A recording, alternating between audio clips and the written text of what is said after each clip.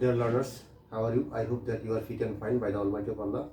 I am also fine by the grace of Almighty of Allah. Dear learners, today I will discuss about all indefinite tense. Now I am going to Bengali for your better understanding. Dear learners, আজকে আমরা আলোচনা করব all indefinite tense কিভাবে আমরা চিনব। সকল indefinite tense আমরা কিভাবে চিনব সেই বিষয়টি নিয়ে আলোচনা করব। ইনশাআল্লাহ আশা করি তোমরা সকলেই এই ক্লাসটি উপভোগ করলে সকলেই তোমরা ইজিলি সকল ইনডিফিনিট টেন্স চিনতে পারবা। সকল ইনডিফিনিট টেন্স চেনার উপায় হচ্ছে, আমি লিখে দিলাম চেনার উপায়, বাংলা ক্রিয়া শেষে এই চইতে লাভ ববে।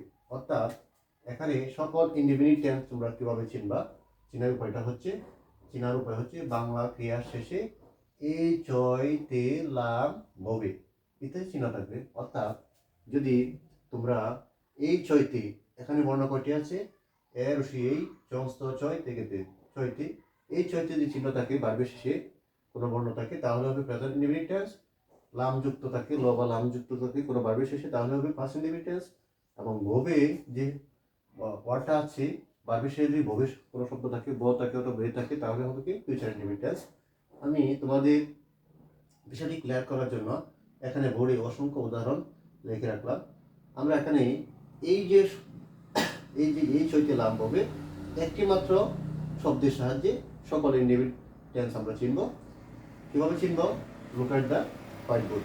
আমি ভাত খাই, এখানে লেখা আছে খাই হচ্ছে কি তা ভার্ব, ভার্বের শেষের অক্ষর। আমি বলছিলাম কি বাংলা ক্রিয়ার শেষে এই চইতে লাম হবে ইত্যাদি চিহ্ন যদি থাকে তাহলে হবে কি সকল ইনডিফিনিট টেন্স চেনার উপায় হচ্ছে এই চইতে লাম হবে। অর্থাৎ এই ওয়ার্ডটির মাধ্যমে সকল ইনডিফিনিট টেন্স তোমরা সহজে চিনতে পারবে।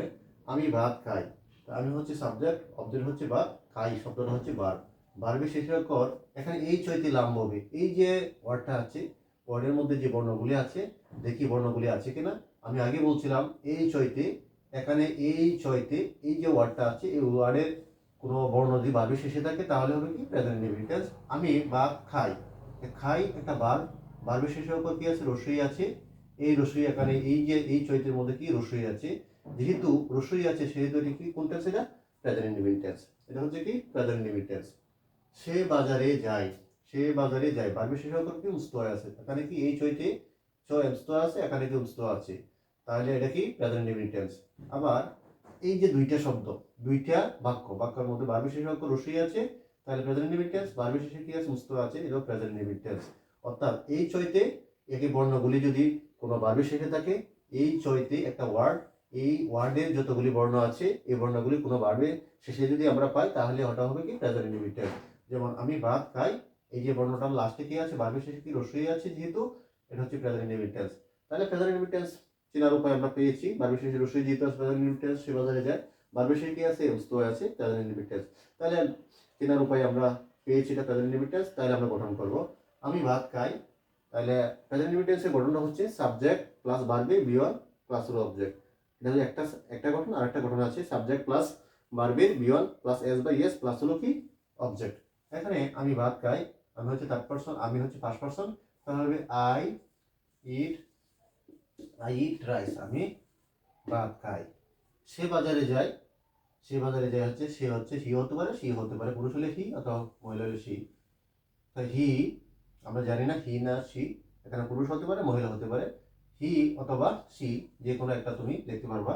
হি অর সি যেহেতু তার পার্সন সিঙ্গুলার নাম্বার, তাহলে এখানে গোর সাথে কি হবে ইয়েস। হি গোজ টু বাজার, হি গোজ টু মার্কেট, সে হবে market, he goes to market. এখন রহিম স্কুলে গিয়েছিল, এখানে আমরা দেখেছি এই চইতে ইত্যাদি চিহ্ন দিয়ে থাকে কোনো ভার্বের শেষে, এ থাকে, রসই থাকে, চ থাকে, উস্ত থাকে, তে থাকে, তাহলে হবে কি প্রেজেন্ট ইনডিফিনিট টেন্স। আর যদি ল বা লাম থাকে তাহলে হবে কি পাস্ট ইনডিফিনিট টেন্স।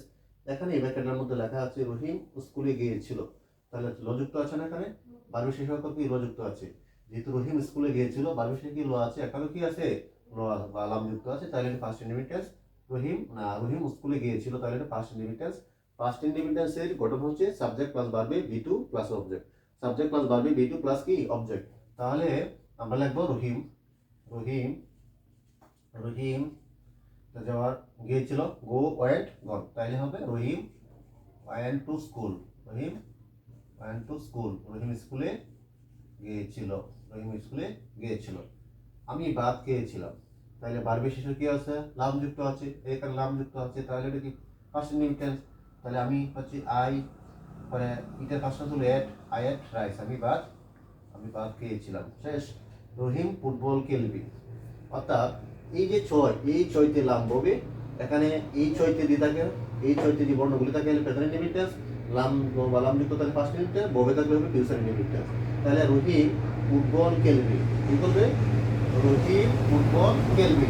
এখানে বো আছে না, বো বা বে আছে, এখানে বে আছে, এখানে কি বে আছে, ভার্বের শেষে যদি ব থাকে তাহলে কি ফিউচার টেন্স। তাহলে রহিম ফুটবল খেলবে, তাহলে ফিউচার টেন্স। তাহলে একদম আমরা কি Rahim, Rahim will play football, Rahim will play football, Rahim কি করবে, ফুটবল খেলবে। শেষ। তারা ঢাকা যাবেন, তারা কি করবেন, ঢাকা যাবেন। বে বো বা থাকলে, যে ব যুক্ত থাকলে এখানে বেন আছে, তাহলে কি ফিউচার ইনডিফিনিট টেন্স। তাহলে কি they will go to Dhaka, Dhaka, they will go to Dhaka.